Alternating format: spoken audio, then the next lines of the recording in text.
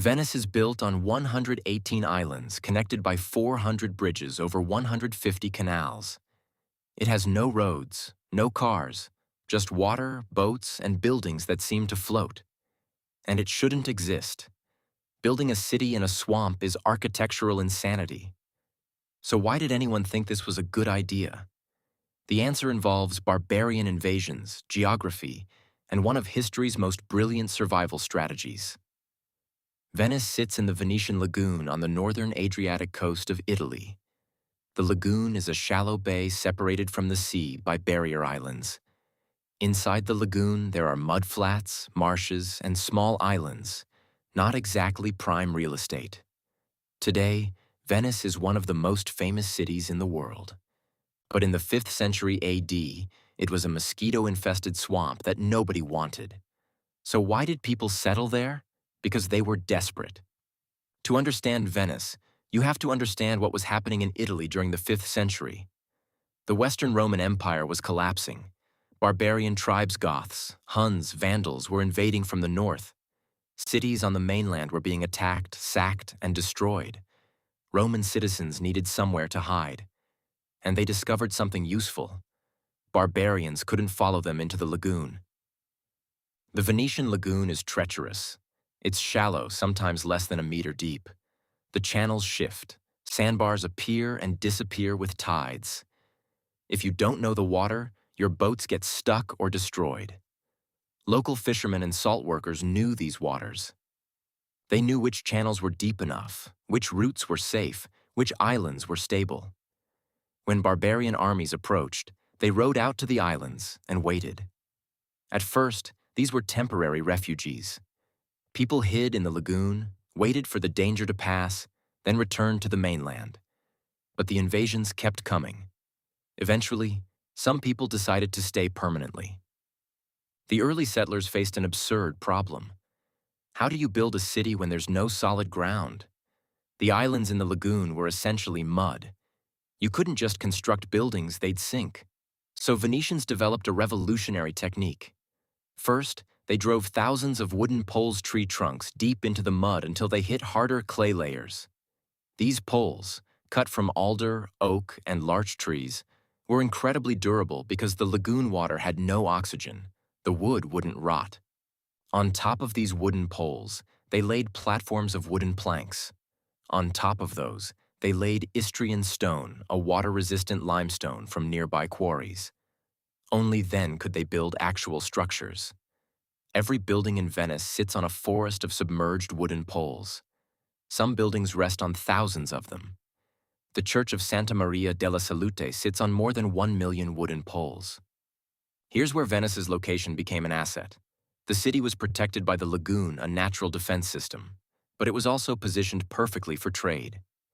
Venice sat at the top of the Adriatic Sea, the gateway between Western Europe and the Byzantine Empire.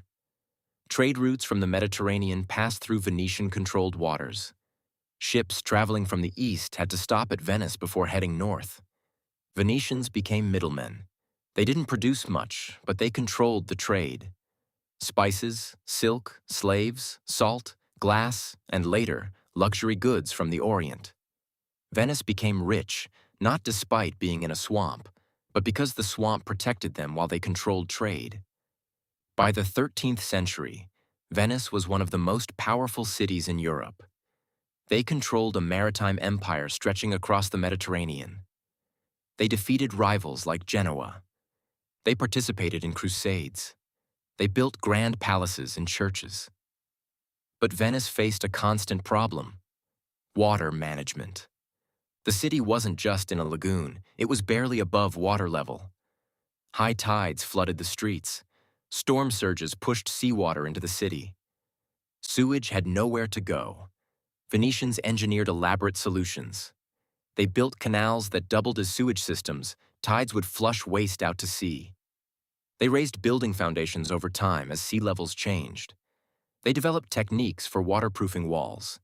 They even diverted rivers. The Brenta and Piave rivers originally flowed into the lagoon, depositing sediment that was filling it in. Venetians redirected these rivers away from the lagoon to preserve their defensive barrier. Today, Venice experiences acqua alta, high water regularly. St. Mark's Square floods. Water rises into ground floors. Businesses and residents deal with it constantly. The city has built a system of mobile barriers called moats to protect against flooding, but it's expensive and controversial. Venice's power was tied to its geography, but geography also caused its decline. When the Ottoman Empire expanded, Mediterranean trade became dangerous and expensive. When Europeans discovered routes to the Americas and around Africa to Asia, Venice's middleman position became irrelevant. By the 16th and 17th centuries, Venice's power was fading. Other European powers, Spain, Portugal, England, France, had Atlantic ports better positioned for global trade. Venice became a backwater. Today, Venice faces existential threats. Sea levels are rising. The city is sinking, partly from subsidence caused by water extraction in the 20th century. The combination means Venice floods more frequently and more severely than ever. Tourism has become the main industry, but it's destroying the city. Cruise ships damage foundations. Masses of tourists overwhelm narrow streets. Housing prices have skyrocketed. Venice's permanent population has dropped from 175,000 in the 1950s to around 50,000 today. Some experts predict Venice could become uninhabitable within decades. The same geography that protected it for 1,500 years is now drowning it. So here's the answer to why Venice was built in a swamp. Because sometimes, the worst location is the safest location. When barbarians were destroying everything on solid ground, a swamp was a fortress. Venice survived for over 1,000 years, not in spite of its ridiculous geography, but because of it. The lagoon was a moat, the shallow waters were a defense, and the difficulty of building there meant only the desperate would try. But geography that saves you can also trap you. Venice can't move, can't expand, can't escape the rising water. The same lagoon that protected Venice is now consuming it. And maybe that's the ultimate lesson. Geography can make you great, but it can also decide when your time is up.